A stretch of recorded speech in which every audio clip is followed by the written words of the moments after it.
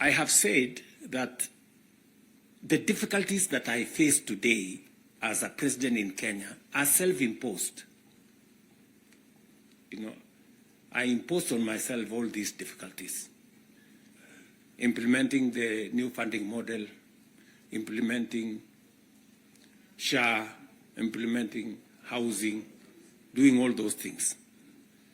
If I hadn't done any of those, I would be a very popular person, and but the country would not have moved anywhere.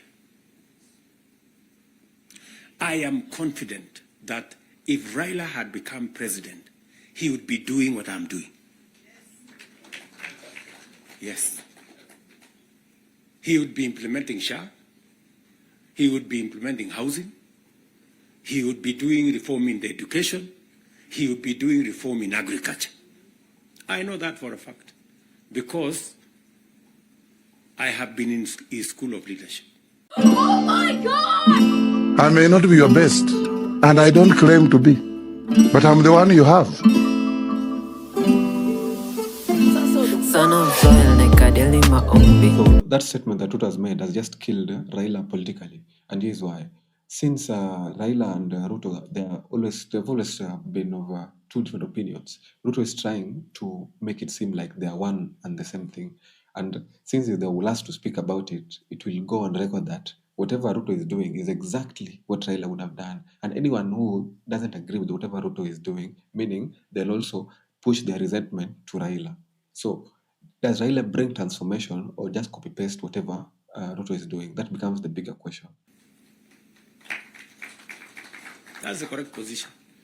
And he would be as unpopular or as he'd be having the same difficulties that I have today.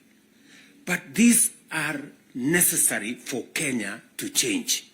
Friends, we cannot change the country otherwise.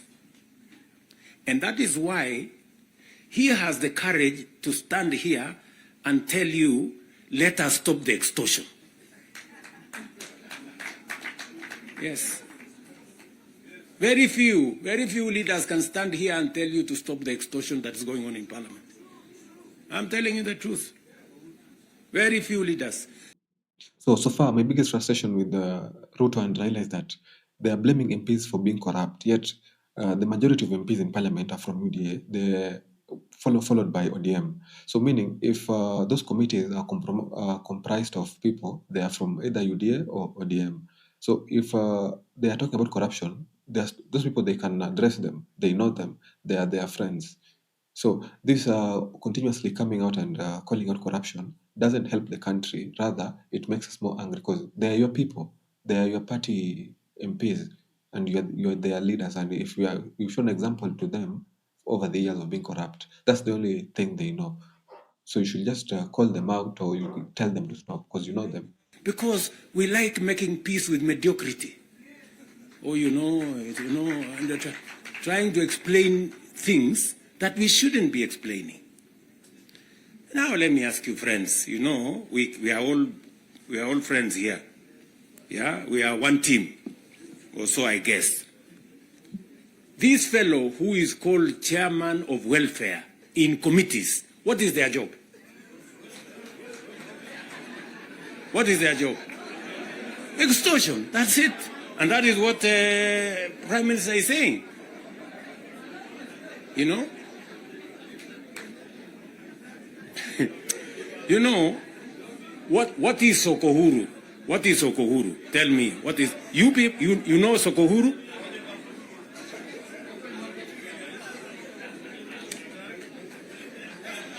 So, let me tell you. No, no, you see, and this is the same problem that we face. This is the same problem that we face because, look, for example, we passed the law that we all know, friends, we all know the problems we go through with fundraisings for people who have hospital bills. All of us. In your phones, you have WhatsApp groups. So and so has this condition, So and so has this condition to contribute here, True or not true? Yes. But we don't want to fix it because it's difficult. But I must commend you. I must commend the members of National Assembly and Senate because you took the courage and passed the bills that today is beginning to solve the problem of health in Kenya. It may not happen instantly, but you, all of you, can now see that there is a possibility that we can sort out the challenge of health and health delivery in Kenya. But because we had to be bold, we had to be bold and make the necessary decisions. Today, we are dealing with the crooked hospitals and health professionals who still want to steal from SHA and to steal from our health provision. And we will go after them and we will deal with them. So, what am I saying? I am saying the following. If we have to change Kenya, my friends, we have a historic opportunity today with this broad-based government, we have a historic opportunity to unleash the full potential of Kenya. We all believe, I do, that Kenya is a very great country, this country of ours. There is absolutely no reason why Kenya is not like Singapore. We have what it takes. Let me repeat. We have what it takes to measure up to the countries in the first world. Yes, we do. Yes, we do. But we are playing in the wrong league because leadership, me and you, are refusing to stand up to what this country needs. I really want to persuade you guys. I really want to persuade you friends. Yeah? This is not about William Ruto.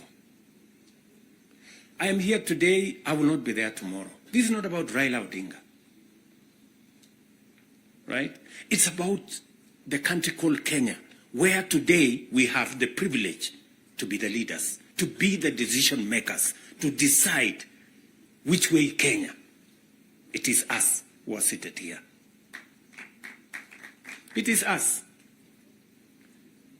And we have the historic opportunity to make this country what we have always wanted it to be, but it has not been. As I have said, the same way Raila Odinga can stand here and tell you we must stop the wrongs, I have also said that I am ready to pay whatever price to make this country change. Yes, we must change this nation. And we can do it. Look, housing was part of our conversation for the last 30 years.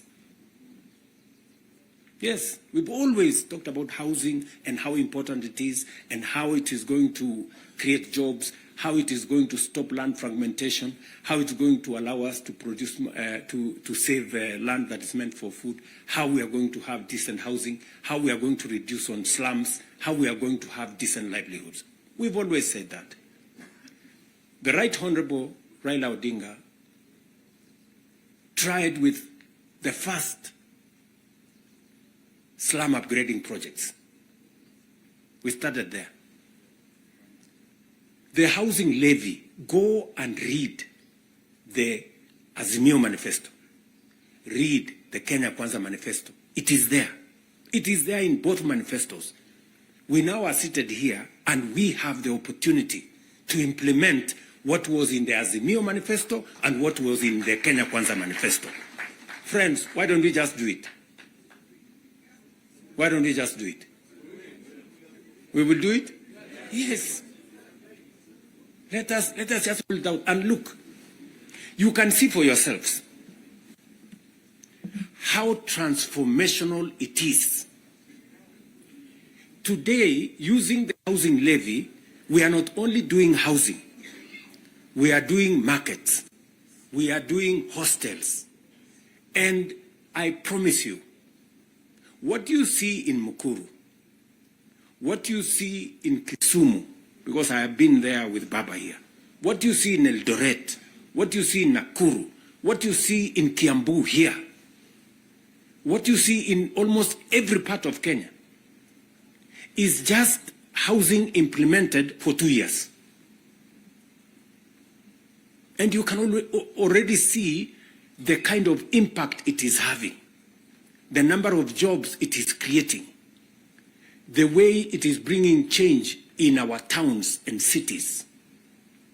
Friends, if we were to do this for 10 years, if we were to do this for 20 years, and this is a project that has been delayed, we are supposed to have done this 30 years ago. Tell me, if housing was implemented 30 years ago, how Kenya would be looking today. We wouldn't be different from Singapore. We may have started late, but we now have a chance to do it. I want to ask you, I want to request you, for us to come together. And we are not coming together so that any one of us can get anything. We are coming together so that we can transform this country. And it is possible in our lifetime to change Kenya. In our lifetime. We now have maybe 320, 350,000 young people working in that space. We could double that to 700 in the next 2-3 months. We could scale up that to 1 million by next year. And we can energize the transformation of our country. That is why we are sitting here. That is why Baba and I have called this PG. Baba has told you we are here for Kenya. I am buttressing what we are saying, what he is saying, by telling you what we can achieve